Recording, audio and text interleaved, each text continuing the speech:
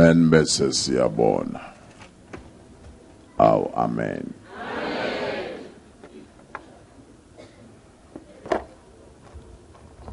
Kukhona izinto ezenzeka ku Old Testament kanti zikhuluma ngaloko kuzokwenzeka ku New Testament. Namhla ngifuna sibone ukuzalwa nokubethelwa nokuvuka kukaJesu kodwa sikubuke kuGenesis. Come class ngithe sikhuluma ngani?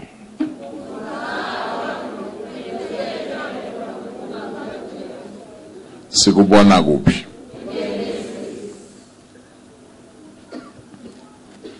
Abafundisi ngiyazi bathi ungathi sizodla inhlama ke namhlanje. Kodwa ngicela ningibekezelele umoya uphephetha la uthanda khona. Nokwenza uchapter 1. Sibona ukuzalwa, ukufa, nokuvuka kaJesu kuGenesis. Nokwenza chapter 1.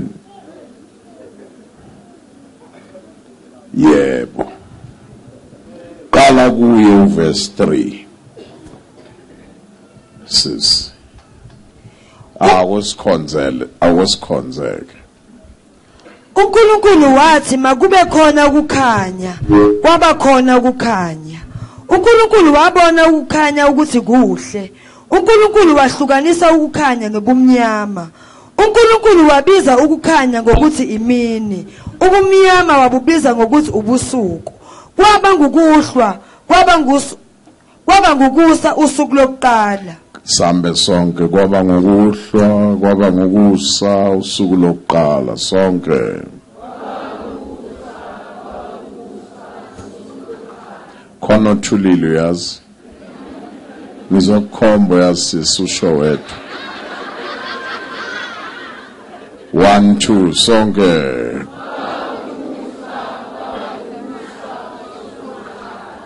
Qhubeka ke sisi.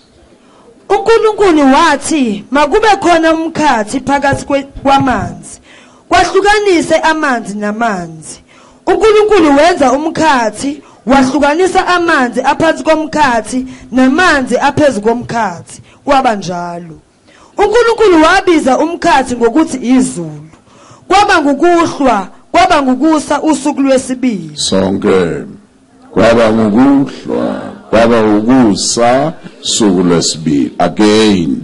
Kwaba ngukuhlwa, kwaba ngukusa. Qhubeka.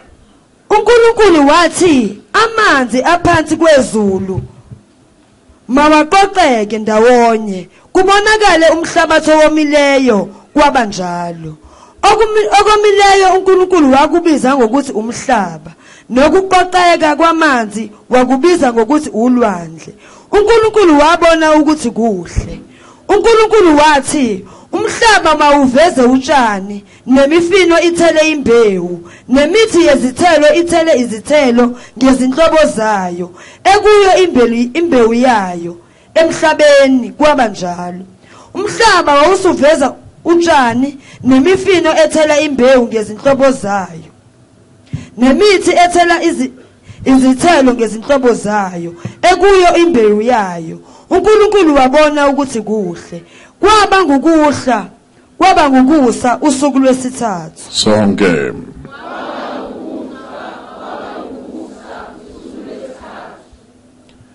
Asale sesilifunda nalolu lwesine usuku.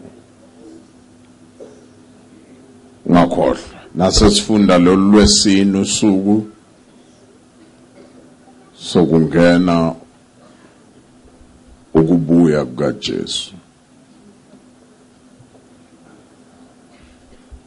Ngiyacabanga ujahile ukuyizwa le ndaba ngoba ubathe uyabuka. Funda. uNkulunkulu wathi makube khona umkhathi wezulu, izinkanyezi ezahlukanisa imini nobusuku zibe izibonakaliso zezinkathi nezinsuku nezeminyaka zibe izinkanyiso emkhathini wezulu zokukhanyisa emhlabeni. Kwabanjalo. uNkulunkulu wazenza izinkanyezi ezimbili ezinkulu, inkanyezi enkulu ukuba ibuse imini nenkanyezi encane ukuba ibuse ubusuku, kanye nezinkanyezi uNkulunkulu wazifaka emkhathini wezulu ukuba zikhanyise emhlabeni, zibuse imini nobusuku, zahlukanise ukukhanya nobumnyama. uNkulunkulu wabona ukuthi kuhle. Kwaba ngukuhlwa, kwaba ngukusa usuku lwesine. Sonke.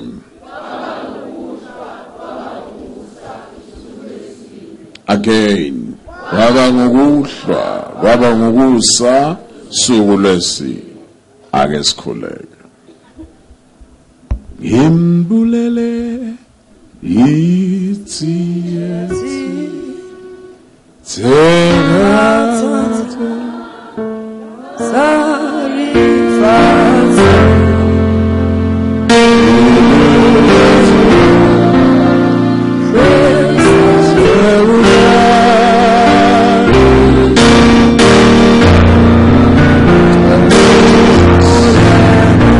Silakholeli Baba, siyabonga ngalo suthisa umphefumulo wethu egameni lika Jesu Kristu inkosi yethu. Amen. Kusasa ngizobe ngikhuluma kakhulu nabantu abasha. Sobe sikhuluma nobani kusasa?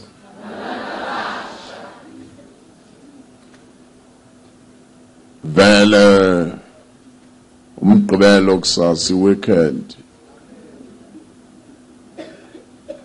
zabe iduma. Ningibizele nje bonke abantu abasha. Khona umunye ubaba ofuna ukukhuluma nani lapha. Awu amen. Asimiye ku verse 1 no verse 2 ka Genesis. Ngoba u verse 1 no verse 2 ka Genesis baba umshengo uyazi kungaphela nje 2 days mhlambe 2 to 3 days sikhuluma ngo verse 2 beno verse 1 ngoba konke kuphelele ku verse 1 ingxaki iqale yaba ku verse 2 ka Genesis.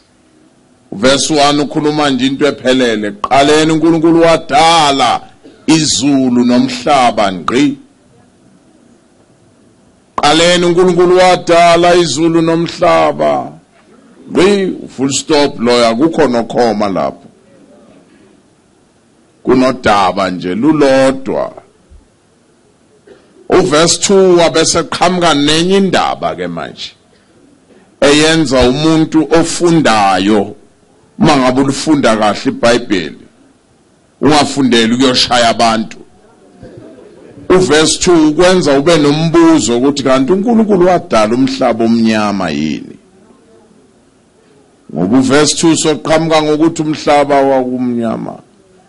Gwela amanzi umoya kaJehova kodwa wehla unyuka. So lethi sikela ke verse 2.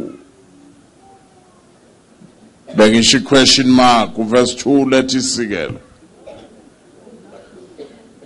Ngoba umoya kaJehova kusho ukuthi kukhona lokho konakala okwakuphelele.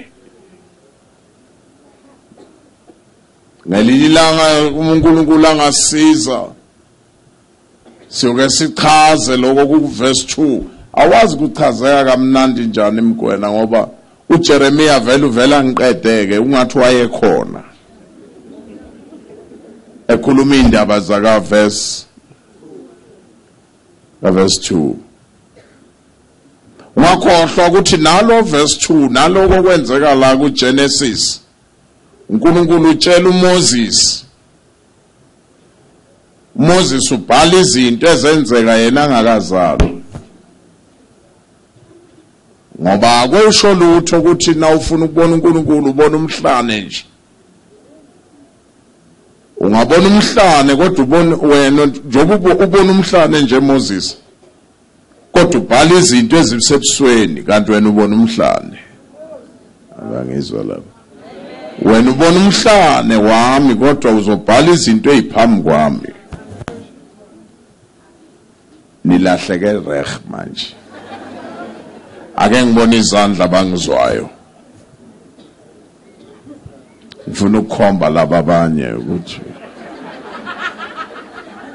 angibona izandla bangizwayo ngifuna ukukhomba babili basho lento bengisho la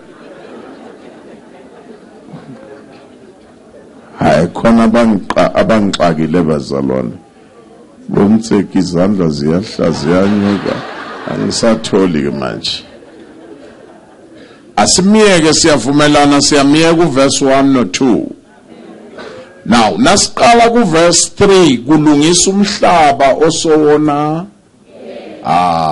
neyibambile abantwana basekhaya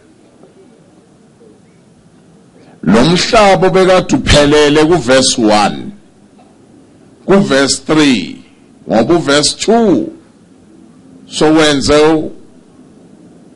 obekade kuphelele kwachithakala now verse 3 uNkulunkulu uqala kabusha ke manje eqinisweni akudalwa la i-recreation le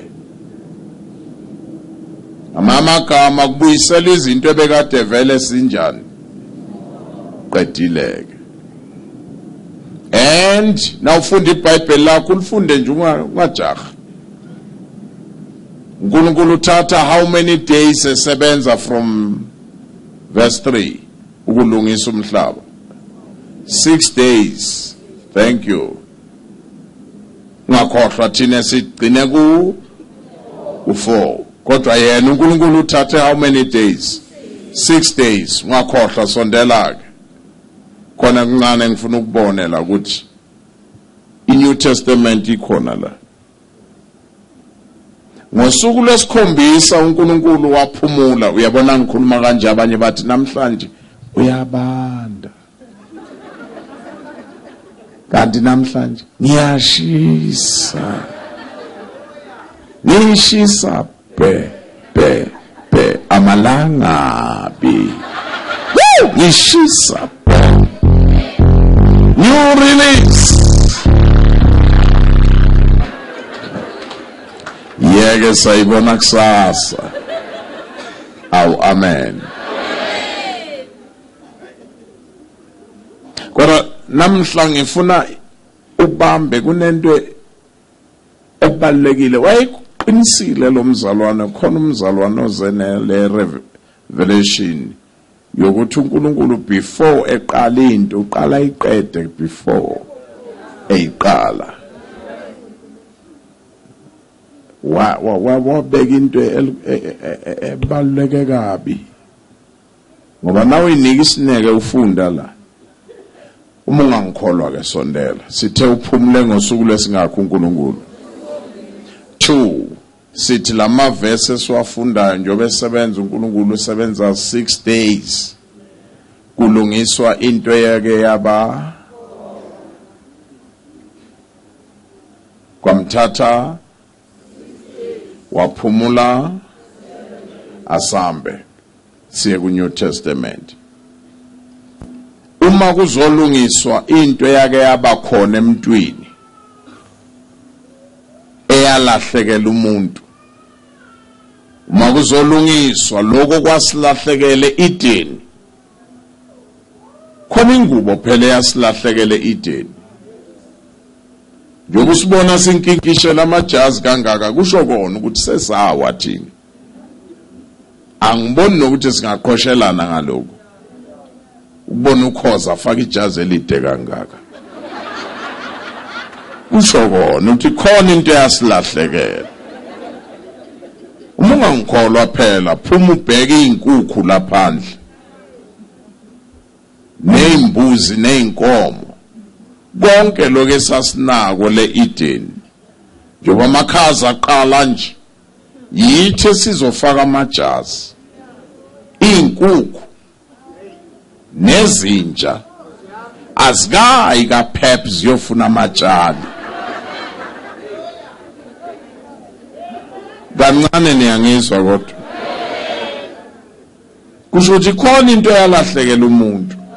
So ku New Testament kumavangeli amane kubuyiswa lokho kwalahleka njengomhlaba owathi na ulahlekelwa uNkulunkulu wathatha 6 days esebenza nathi nakulandwa izinto ezalahleka kwadinga ukuthi uJesu alenge esiphambanweni 6 hours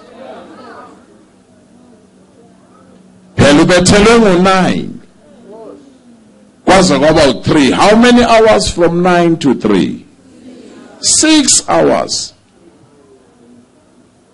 Now uNkulunkulu usebenza 6 days, uJesu lenga 6 hours. Ziyamdosa ibhikiri bamkhafulela kanti uyasebenza, usebenzela mina nawe.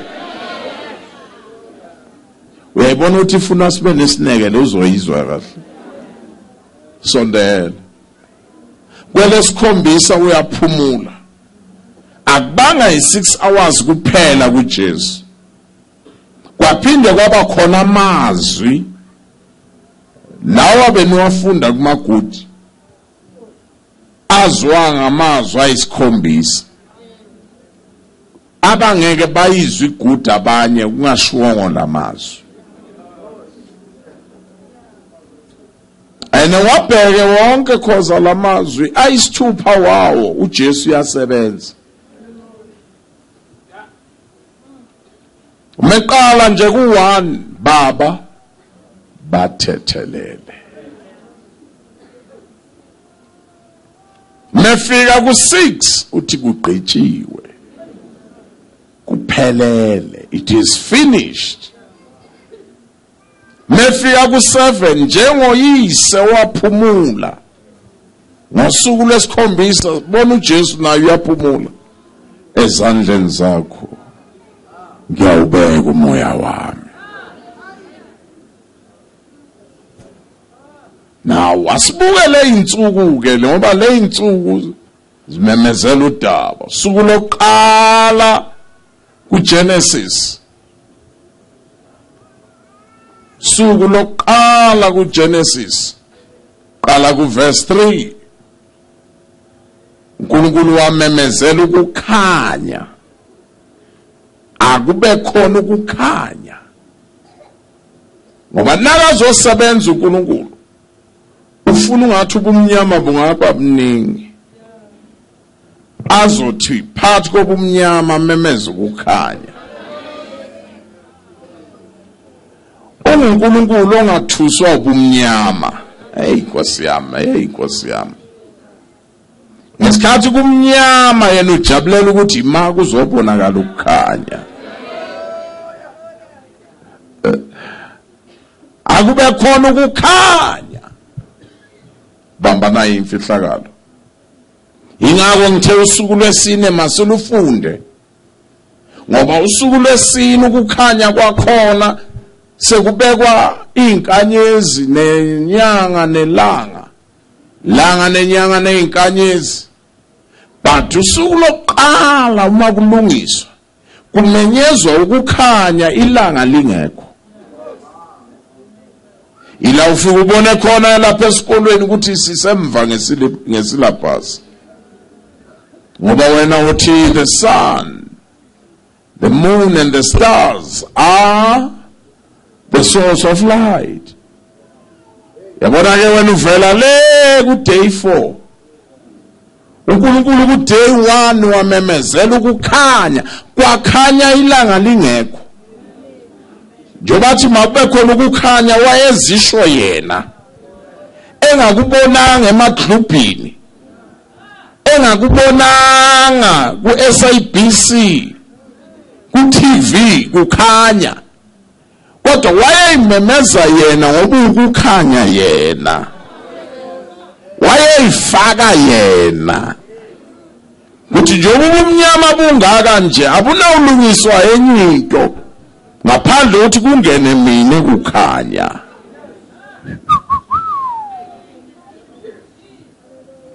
kuyakhanya kodwa ilanga likho. Aw, amen. Kwahlukaniseka kwaba khona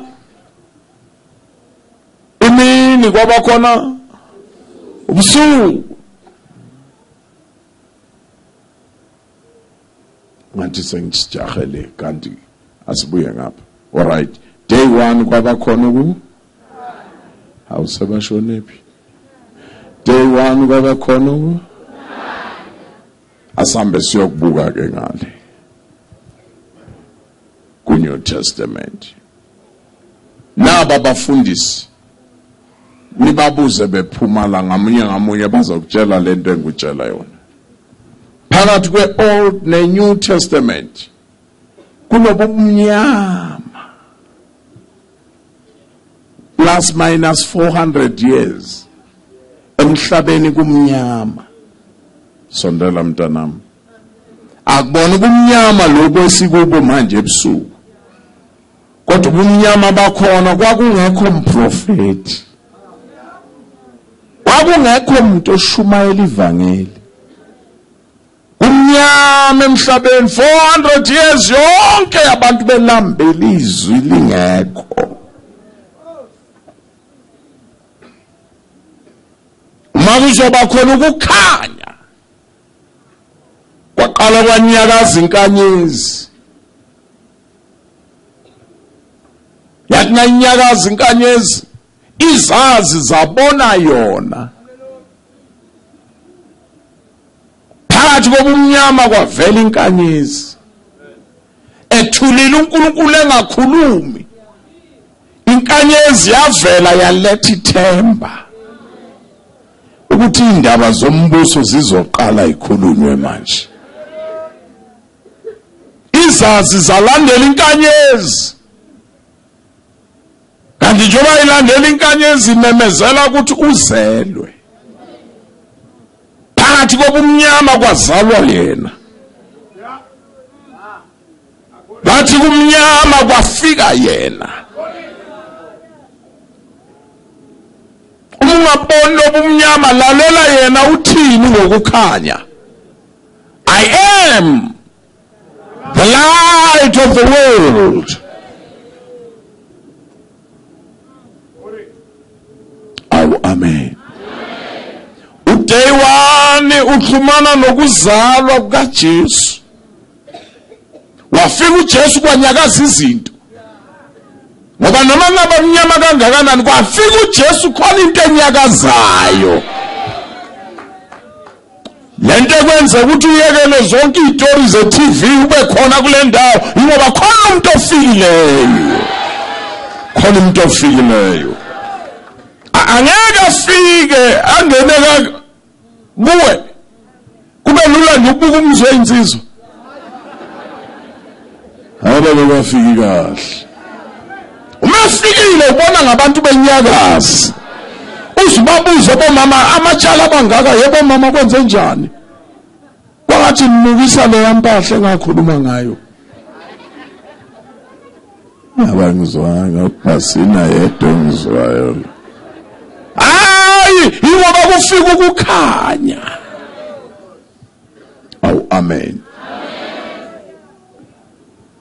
Bathi abanye bebona ukukhanya kweinkanyezi, abanye bathi belusile babona ukukhanya kweingilosi. Behla ingilosi yathi, "Hey! Silethe indaba ezimnandi nizalelwe." Abelusi laba. Nizalelwe. Kwathi uqeda ukudluliswa lo message, kwahlabela ikhwaya sezulwini. Yahlabelela labelusi. Umhlolo wendaba nje ukuthi abanye babona inkanyezi balandela bakholwa. Abanye bezwa izwi kukhanya ingilosi laphambi kwabo. Zadlula ingilosi zaphinde zabahlabelelela. Hayi uNkosi, kanti kwenzakalani kunetiye yini la? Yini abanye babona inkanyezi balandela laba baze bahlatshelelelwe kwenze njani? Ingoba lo ozalwayo umelusi omkhulu. Ungakhohlwa kulandwa kuDavid. Melusi uDavid wayengumelusi. Lo kuthiwa impande kaDavid. uDavid ke wayehlabelela athi izinja zingibambile zabelana ngeingubo zami kodwa iphulanga nelilodwa lamathambo ami. Njengoba ehlabelela uDavid ngeke kuhlale nasekufika umelusi omkhulu kungahlatshelelwa. Ngoba nakaze nakufike lokukhanya khona into eyenzakalayo. Isho bangathi ulidliwe lingakanani imntakaBhasini. Usho kanye utho wahlatshwe eGolgotha. Athi uMakhabane ngcono ngokurekhoda mfundisi. Ngendlela osho ngayo kanti hayi lokukhanya okungenile ngaphakathi. Awu amen. So day 1 wayimemezela ukuzalwa kukaJesu. Asihambe. Nisekhona? Amboreki. Ake ngibone izandla. Abangabhoreki 1 2 3.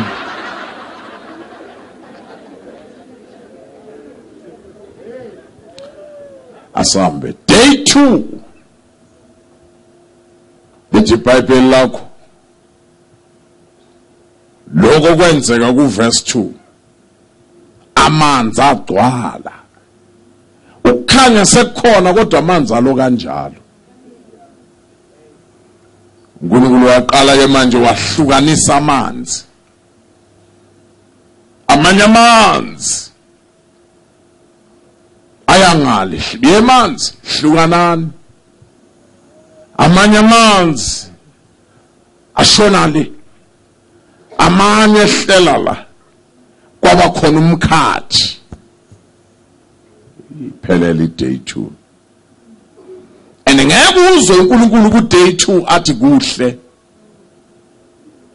Ngoba kwakusuka amanzi kwamanye amanzi. Ngakhohlwa uNkulunkulu okuzondayo ukuhlukana. Manzi hlukanani. Hlukana amanzi athi kube khona umkhathi. Wabakhona. Uyazi why uNkulunkulu angathi kuhle namhlanje? Ngoba kwakuhlukanwa. Ngeke uNkulunkulu akubize ukuthi kuhle ukwehlukana. 2. Into yenza uNkulunkulu angasho impela ke ukuthi kuhle namhla. Ngoba la emkhathini wanele ahlukana amanzi. Sathane wathatha isigqiki sakhe wayohlala khona. Ngoba la kuhlukana khona izinto uSathane uvama ukuba khona.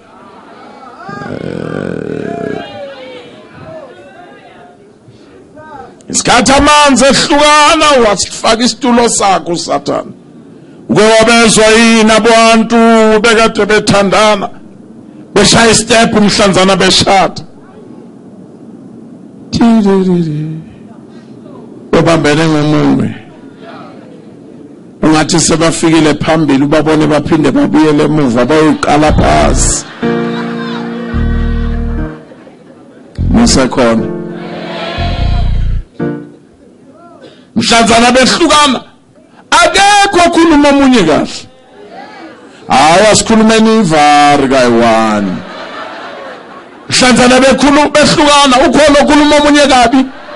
Amini kahle akekho bakhulumana kabi. Omunye nakezwa ukuthi ulephela lo wamlahla. Kakhuluphalanga. Amahips ayabenga nje. Uzwa le ndoda ithi awuphinde uthi wenze njani? Uphakamela high pepper.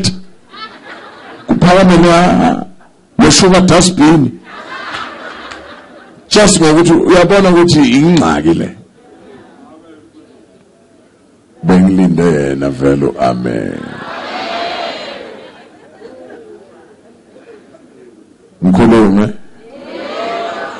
Cela khuluma. Ake sibone lo day 2 ku New Testament Jesus. benza bangizwe ke baba la. Njengoba ngazanga athi uNkulunkulu kuhle ngalelo langa. Ingoma ngapha ku day 2 kwathatha uJesu wasuswa emhlabeni khoza. Wabekwa phezu kwentaba kwangathi uyawushiya umhlaba. Wangafika nasezulwini. Kwangathi basemkhathini. Walenga njengesikhumba. Walenga edoswa zipikili. Wathi nakalenga emazulwini ngesikhathi uJesu bemshaya zanga khale. Neyipilira zemkhalisanga. Kodwa ukuhlukana kwamanzi okwamkhalisa. Njengamanzi esuka kwamanye amanzi. Amanye amanzi eshona phezulu. Amanye amanzi ebuya nganeno. Wakhala uJesu. Ezibuhlungu hayi beyipikile. Ezibuhlungu bokushiya uyise.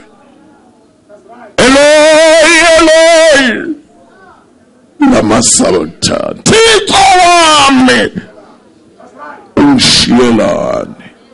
Kwakusuka amanzi kwamanye amanzi. Kwakusuka amanzi kwamanye amanzi. Agcinanga lapho ngokukhala kwakhe. Wathi eqhubeka memeza. Lithi iBhayibheli isihenqe sasethempelini. Indwangu yayikade ivala umphongolo. Ukumemeza kwaJesu kwadabula indwangu. Indwangu yasuka kwenye indwangu. Nkosi yami, ukufa kwakhe kwadabula indwangu. Wathi ngahamba ngijime yonke lethembisa. Memezela indaba eyodwa nje indwangu idabukile. Asisabukani ngamehlo endwangu. Ngoba indwangu qedela. Angizwa indwangu. Ukuze nawe onganamali yokuthenga i-uniform, onganamali yokuthenga ijoyini, kodwa nawe ungazingenela endaweni engcwele. Awusangenela umfundisi, awusangenela umpristi, sozingenela wena. Ngoba indwangu qedela. Dabukile. Dabukile. Bazalwane uma ngifika lapho ngathi ngake ngime ukuthi asibukani ngamehlo endwangu. Indwangu idabukile. Oh, amen. Njengamanzi esuka kwamanye amanzi, nendwangu yasuka kwenye indwangu.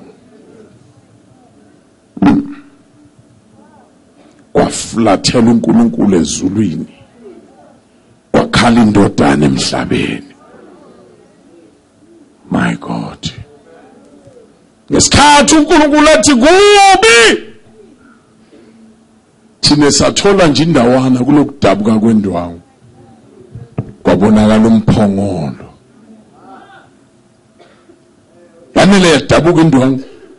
Umphongolo wabasobala.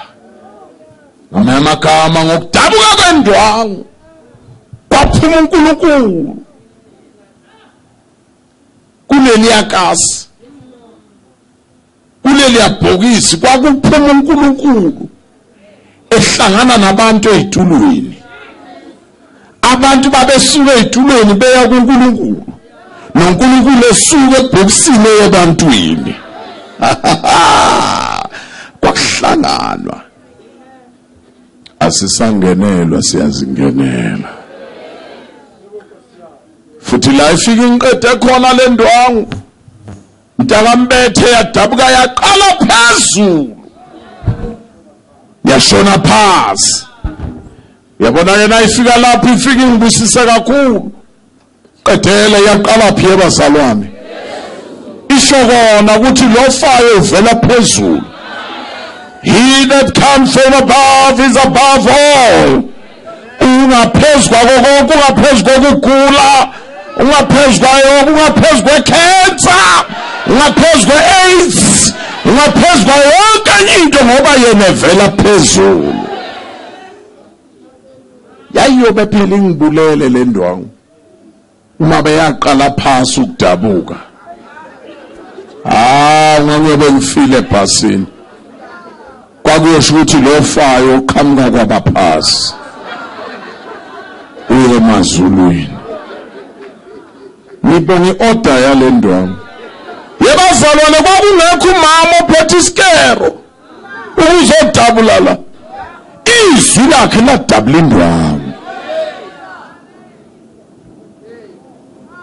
Kanti wesithathu le ndwangu ikhuluma indaba ukuthi noma impilo yakho ingaba phezulu, unezinto zakho, uzusho nokuthi noma ngifa ngeke ngiveze umunwe, njengoba uphezulu kangako khona indoda engakufinyelela.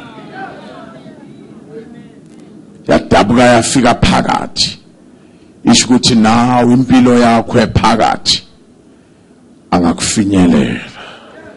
Awuyangiqeda ndakakhoza. Yadabuka yafika phasi, seyishokona ukuthi noma ungaba phasi kangakanani abantu bengakuvakasheli nasemkhukhwini wakho, kodwa yena uyakuvakashela. Ingako umntwana omngisi ukahlabelele athi, the blood that give me strength from day to day, in you let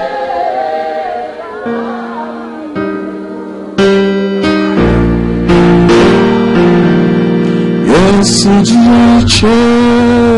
Oh, which reaches to the highest mountain, And it flows. What's up?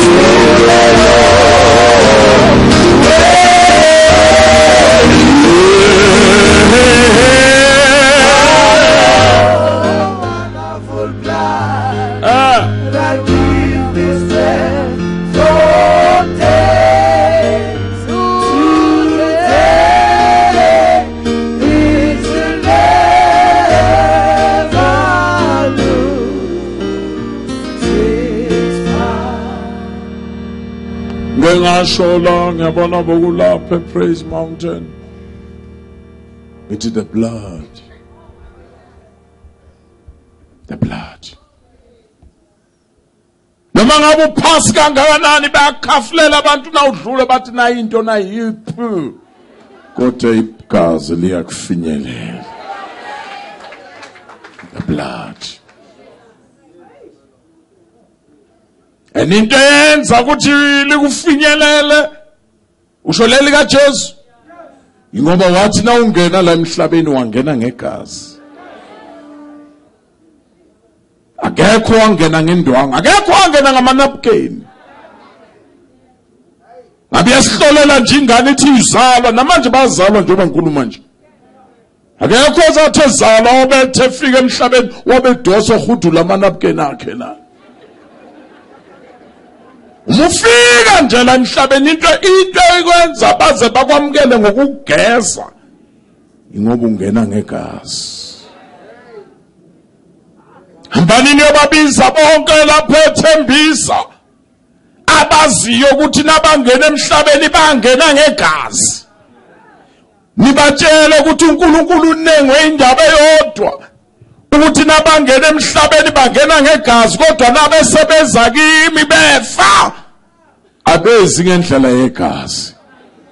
Ingako walithanda izwe kangaka wanikela ngendodana yakhe ukuze bonke abangene ngegazi baphume ngegazi.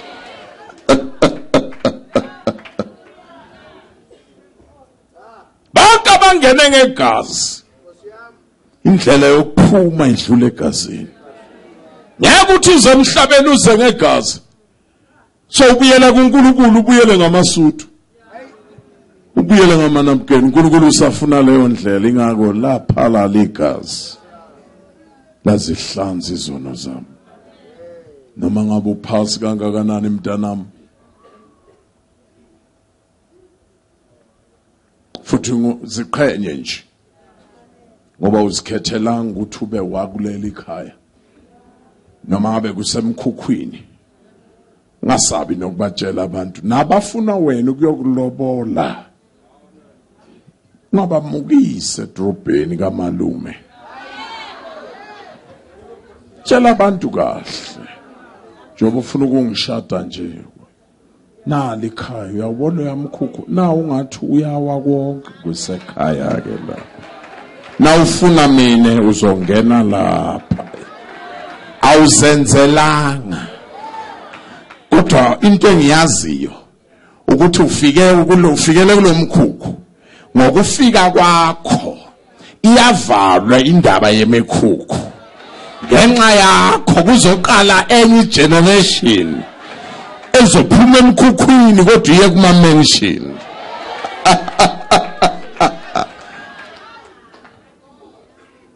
and ngingedwa ningizwa nina la awu amen lapha la ligazi ndwangu njobe idabuka yayishokona kuthi amanzi ahlukana kanje uNkulunkulu njobe eflathela waflathela esezulwini kwakhala indodana phansi ungishiyelane kunini ekhafulelwa akakhali ukuthi ababonanga laba bamshayayo sondela bambana imfihlakalo before uJesu eyoshaywa before eyothwala isiphambano waqala entsimini waqala eGetsemane wangena nabafundi bakhe wathatha abathathu wathi umoya wami ulusizi kuze besekufeni beningelinde nami ihora libelinye na uthe suka wabashiya waphuma yedwa ngoba ungabathemba abantu kakhulu waphuma yedwa isikhathi ethandaza akekho uPilato abekho abamshayayo kodwa ithukuthuku zakhe zaba igazi waqiza igazi ngoba waze wakhuluma makukuhle kuwe baba masidlule lesisitshe eseshilo njalo waphinde wabuya makungabe intando yami makube intando yakho uqiza igazi lithi iBhayibheli wathi ngasho njalo kwehlingilosi yafika yamqinisa lento yenza ukuthi nalonyaka sizowuqeda sisindisiwe akusimandla ethu kodwa siqinisiwe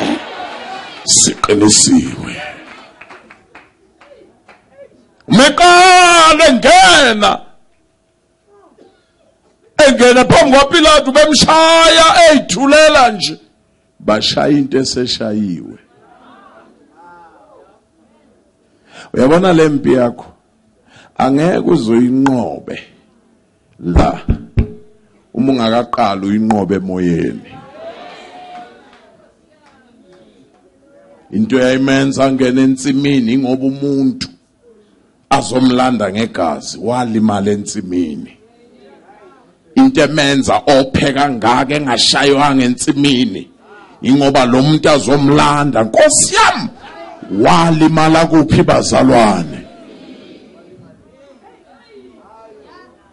ukulimala komuntu entsimini uthena azomlanda ethi uyolanda yena entsimini kwalimala yena engakalinyazwa walimala kodwa ngenxa yokuqiniswa kwakhe wakwazi ukubhekana nomnqamlezo bayashaya nje uJesu bashaya umuntu ososhayiwe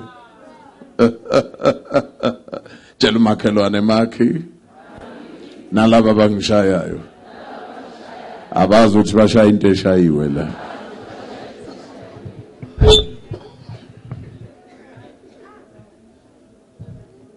anikadinwa singagcina la singalithatha lo lwesithathu usuku. Are you sure? Bamba kusuku lwesithathu kwenzakalani. Uqaphele olwesithathu lolu. Tshela umakhelwane. Olwesithathu lolu. Ngakhohlwa. Ngesikhathi amanzi ehlukana lapha. Umhlaba onyamalele kuverse 2 awukaveli. Nkosi yami. Umhlaba ogqibeke kuverse awukwenzi njani? Kwadinga ngosuku lwesithathu uNkulunkulu akhulume. Manzi kunini nicindezela umhlaba usuku lwesithathu manje dedani nine manzi eniqindezela umhlaba dedani phezulu komhlaba ngesikhathi amanzi ededa uNkulunkulu uthi vela umhlaba so usuku lwesithathu abakangizwa namanje vela manje emhlaba usuku lwesithathu wavela umhlaba wathanga uvela wathi ungavela umhlaba wakhuluma umdala wensuku ngikucindezelwe kangaka akuvezi izithelo ake kuvele lapha ebekade benza ucindezelwe kangaka kwavela izithelo kuye umhlaba kwavela nembewu yaso sikulesithathu noma babethi bambekile ethuneni bebeke netshe kodwa ngosuku lwesithathu akunandaba ukuthi itshe lisinda kangakanani mkwena kodwa namhla usuku lwesithathu vela umhlaba wavela uJesu usuku lwesithathu wathe vela uJesu kodwa akuveze labo ohluphekele bona kangaka wathi bakimi ke labo bazovela emzimbeni wami bakhipha izithelo kwavela nokhoza ngapha praise God ukuthi ukhoza vele praise God ukuthi nokhoza wavela ngoba sila ngoba nokhoza wavela ngalelo langa hey abangizwa laba ngalelo langa wavela nawe bamba kodwa savela sikuye lo nothi hlalane kimi nami kini ngoba umnyana hlala kimi ngaphandle kwami ningenze lutho Nkosi yami tshela umakhelwane makhi ungabhoreki namhla kusasa uzamuzwa lo baba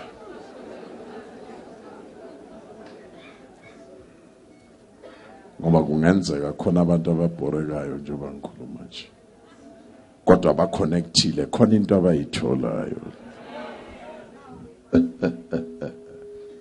uthi Jesu mina ngingumvino wona nina ningamagatsha kimi igatsha elihleli kimi ngiphinde ngiliprune ukuze lithele kakhulu like lizwe ubuhlungu libuza ubuhlungu hayi lisukile kimi libuza ubuhlungu likimi lobuhlungu obuzwayo awusikuthi usukile ukuye nethu yaprunwa nje emva kwalobuhlungu ngathi ungakhomba usathane empandeni zamehlo the devil wash out I'm coming njoba ngiza nje ngiyingozi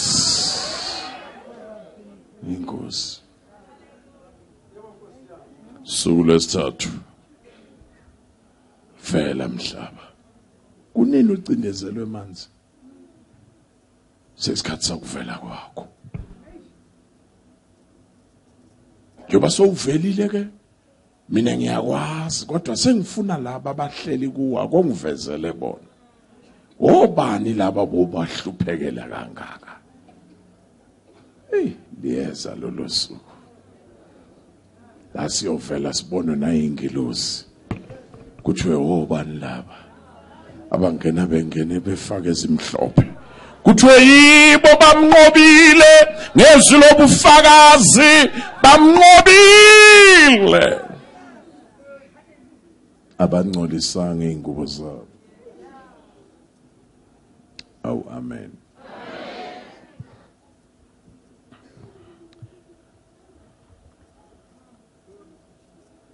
Uyazi ukuthi kufanele siveze izithelo.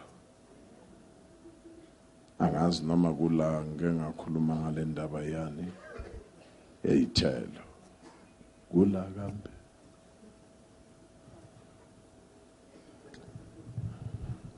Thina kufanele siveze ini bazalwane. Uthi Jesu niyobazi ngane. Finito. Ngakhohle. Ithelo ihlukene kathathu. 1, the really fruit, fresh from the tree. 2, the rotten one. Sake saba yiso sawa sahamba ibungu. 3, the artificial one. Leze ibekwa bomama phezu kwamatafula na ulambile. Uyakakhulu uthi na uthi ama plastic water.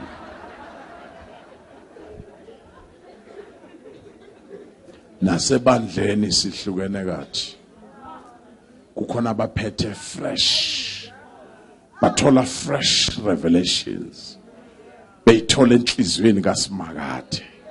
Nawudla kubo uyaneliswa.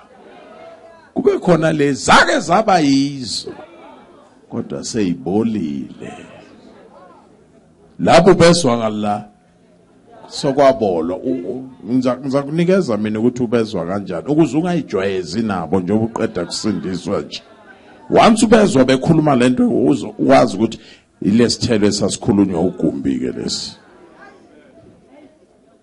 usizwa ngani uthi ukhamka ushisa wasibusisa uJehova bathi nathi sasinjalo baleka ke sesibolile lesi baleka nangeenyawo njengoba usuka la phela nakwehla ithenda kwehli wena na usuka la uyokwakhiwa na ufike enkonzweni once uzumzalwane nje ethi nisibona nje yithe sakha lendlu sasingenje ngezikhathi zethu kwakunzima ngezikhathi zethu baleka uyofana nezikhathi zabo ke nawe ikhathi zabo ngazazi lezi sezabola lezi ama plastic ngiyokutshela zona ngelilanga imoto seyiduma sengihamba ngoba zinzima ke lezi khona abantu ngathi baphethe into kaNkuluNkulu kanti baphethe ama plastic nje ukuphi wena la ngajabula na ku number 1 ngicela ukukhuluma isihlahla samabhentshisi sila sesivuthiwe ulambile esebova amabhentshisi ulambile wena wenza njani na ufika la uthi bhentshi khanehle man chini ndilambile intoni anina fe wenza njalo azakwehla amapentshisi wenza njalo pentshi kila pile hakana banna jene halina fe wenza njalo azakwehla khulumani ke wenza njani uma ngabe lamagatsha kuda ufinyeleli la wenza njani uyagibela bese uyanyakazisa ngesikhathi lesilahlu sinyakazisa sona silahlu ukubekezela silahlu uthando silahlu joy ayisikhathi abantu bekunyakazisa lahlu ukubekezela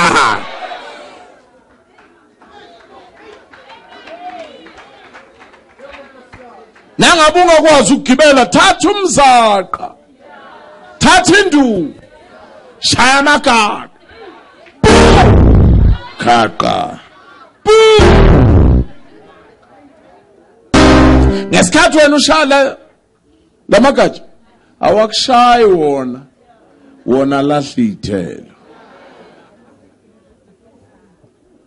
bangakho abakushayayo ubanikani sebekushayile yini oyidilizayo nasebekushayile uyabona ukuthi asikafiki ke la uJesu athi nabakudabula ngempama ungabaleki phinda uthi phinda nangapha siyawufika nini lapho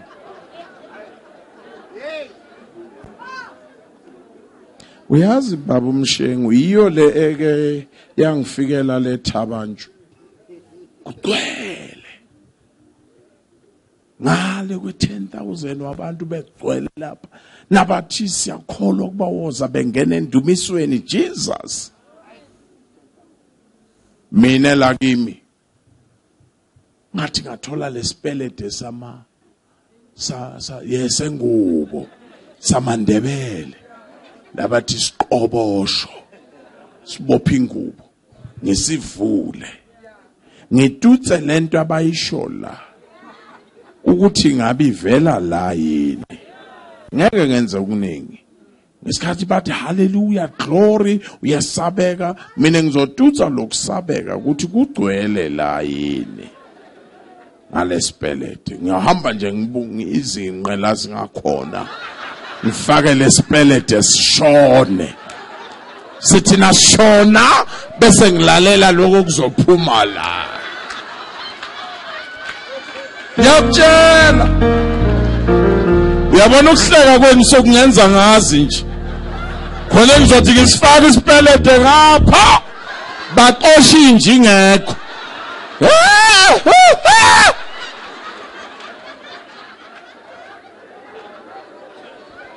ileze sezawa sondela mntanami kodwa laba abaqhume kuye ngiyothi ngisifaka isipelede sishona uzwe bethi glory to Jesus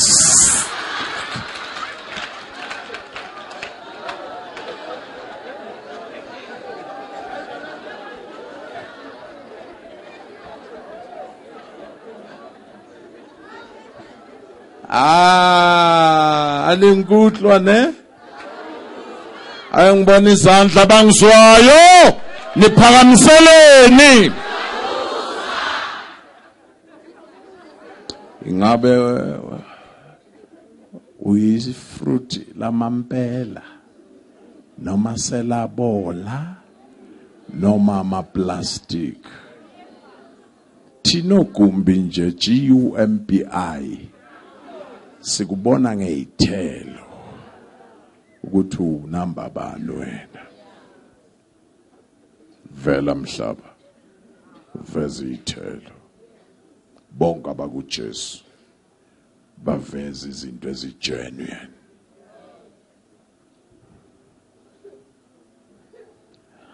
sigcineke manje sesiyagcina la day angibona izandla day oh my God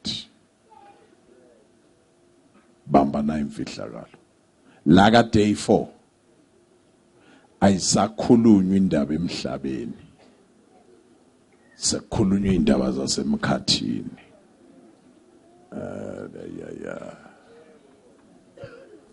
Usho ka day 4 iphelile yasemhlabeni, kuthathwa ilanga libekwa la, kuthathwa inyanga ibeka la, nezinkanyezi zibala.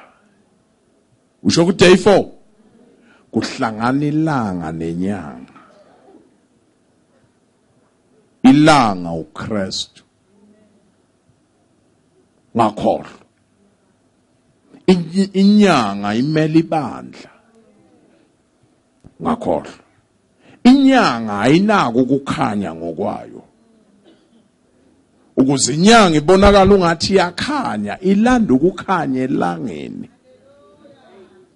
Ibandla asinako ukukhanya ngokwethu. Lento yenza ungathi siyakhanya ukuthi sithatha ukukhanya kuJesu. Yabona njengale insuku umkwela, kancane kancane bathi vukane ekseni nibheke eCape Town, inyanga, ilanga nenyanga kuhlangene, kubuke ngamaferkekere. Akukuhle? Kwenze njani ilanga nenyanga buka?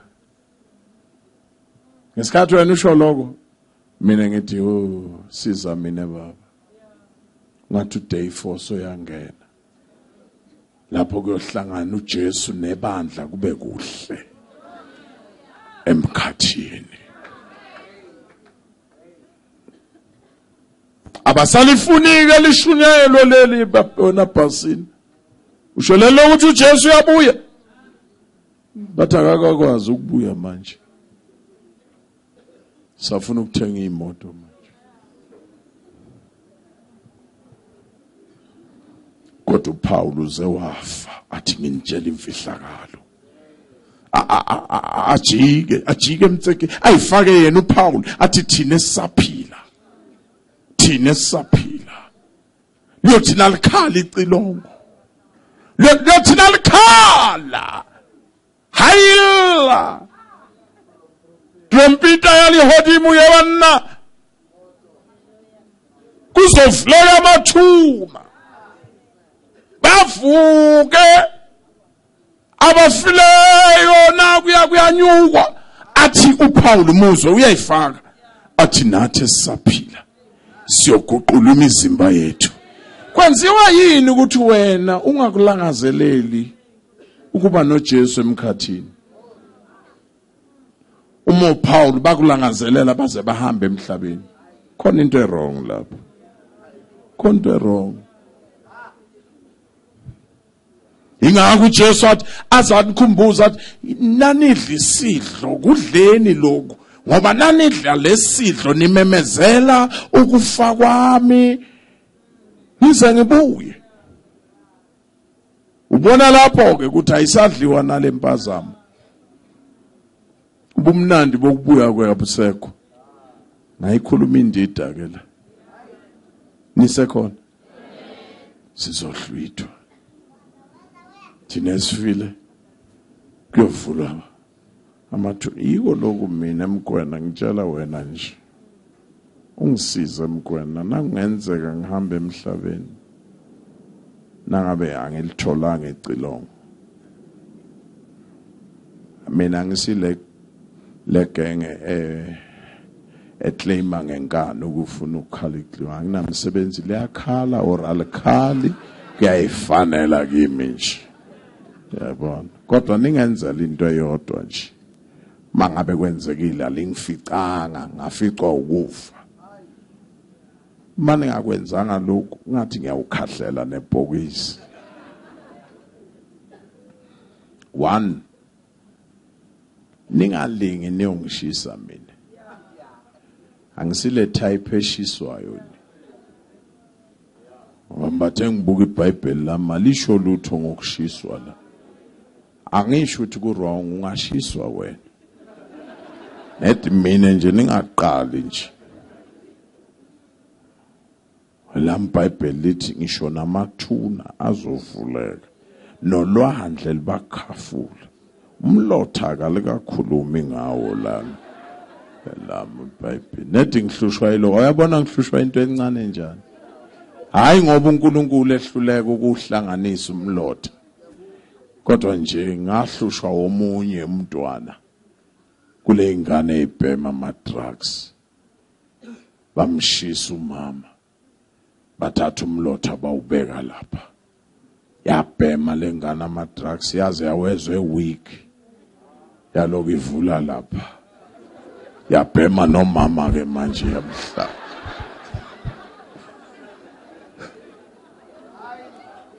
Ingako naye lo mntwana ushone ikhanda kungathi alisaphili kahle. Lo mlotha baba mangale kufemeni umlotha kamama uyancipha uyaphansi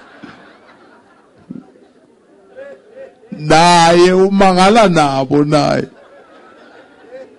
uyathetha umuntu lo chini nami ndimangele wethu kanti uyobhema umama. Ngiyayicelela nje uyabona na uyesihogweni ke ingxaki ke usha kabili enye indaba leyo. Awu amen. Day 1 ugcwalisekile ufikile uJesu sekukhanya. Day 2 hlatshiwe emnqamlezweni. Day 3 uvukile. Day 4 akakagcwaliseki. Ilasi yakhona. Usho la day 4 sisayobona amahlazo. Abanye abebekade besimela phambili beqinisa bethunga phakathi. Kodwa siyobonana ku day 4. Uma umalikhala icilongo bonke abanalo leli themba sibabona ngokuyihlambulula. Nalikhala icilongo sihlwithwa Nkosi yami ngingalingi ngisale sengikhulume kangaka. Mina nje ugumbi. Yayicelela. Yayicelela. Ngalingi ngisale. Sengikhulume kangaka. Ngingaba yaw khoza uwesike wena. Uwes. Bayobuye ebush. Bakugijimise. Ubathe uye ePietermaritzburg bathi wena wadlula la usele kanjani? Yey uyawuthola enzima induku.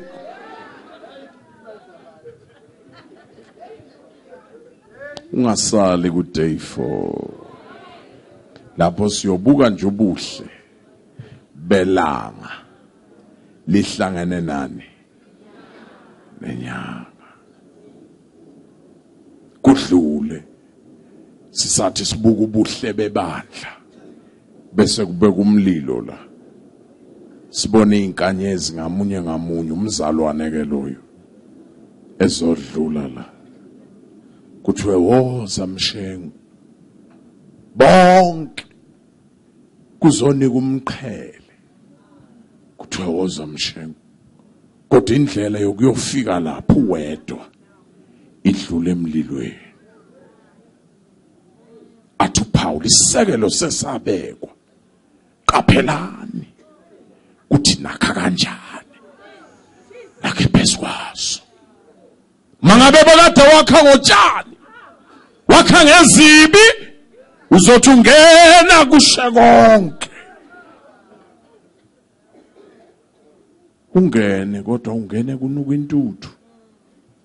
Ungene kodwa unamahloni kuyibuka inkosi.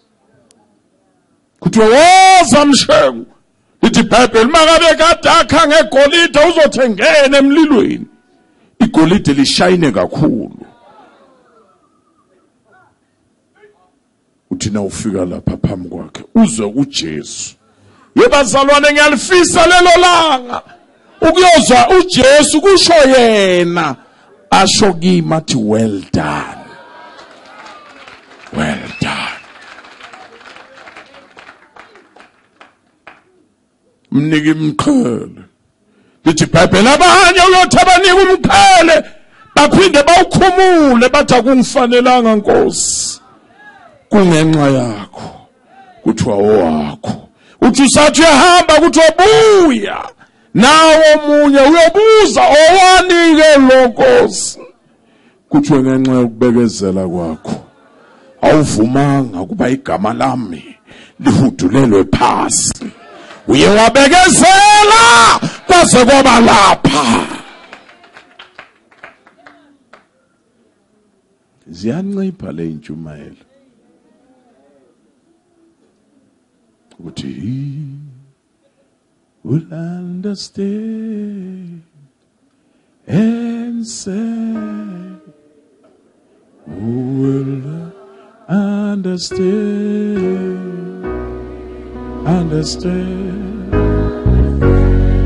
understand, and say, yes, you'll understand. Understand.